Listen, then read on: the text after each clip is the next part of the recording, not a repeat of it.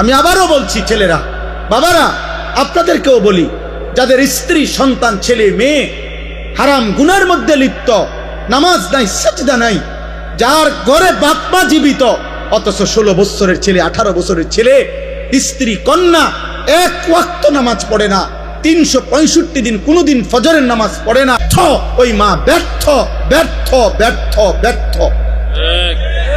ওই জীবন ফালতু জীবন, ওই বাপের জীবনও খাসারা। আপনি শুধু কামে জীবনটা শেষ করছেন।